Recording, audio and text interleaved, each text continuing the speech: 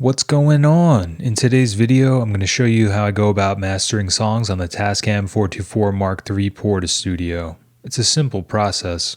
I usually take digital mixes and send them to the Portastudio to warm them up and to glue them together with some tape compression, some analog distortion, as well as EQ if needed. Though I tend not to use the EQ too much, but depending on your mastering needs, the 424 could be used for equalization as well. Like I said, this is a simple process and I just follow the best practices when it comes to recording to Tascam 424s, which are keep the master fader in the shaded region, keep the channels you're recording to in the shaded regions.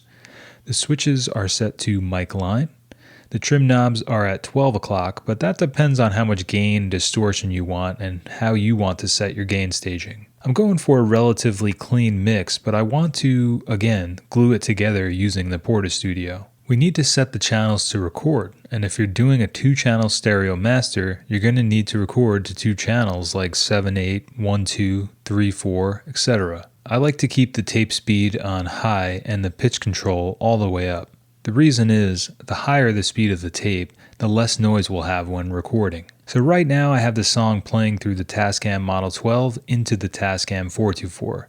My best advice for the meters, and this is a question that always comes up, is to ensure that your song is never peaking above +6 decibels.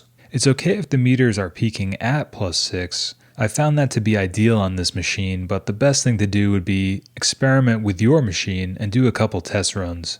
This isn't a perfect process. You'll have to record a little bit of your song, play it back, make adjustments, and do it all over again. It's going to depend on your song and the source material. We want the Goldilocks effect. We want to record the song to the tape just right. If you record too hot, you'll burn that sound into the tape because the magnetic particles that rearrange during a recording will be blasted beyond the range of where they can snap back to on subsequent recordings. So you'll always hear a ghost of what you recorded to the tape in the background if you blow it out too much. Hit it hard, but don't hit it too hard. Here's an example of a hot but not too hot mix. This sort of brick wall solid meter is usually way too hot unless you're going for a really blown out sound and have a lot of tapes to burn. One song that I recorded recently on the Model 12 and used this mastering method for is called Hideout. It's available on my Patreon as a public post where you can download the tracks for free if you want to check out a before and after of the digital Model 12 mix and the Tascam 424 master. Lastly, I would like to extend a thanks to all my patrons at patreon.com/424recording who help support the work I do at 424 Recording. As always, Godspeed my friends, and make sure you do something you want to do today.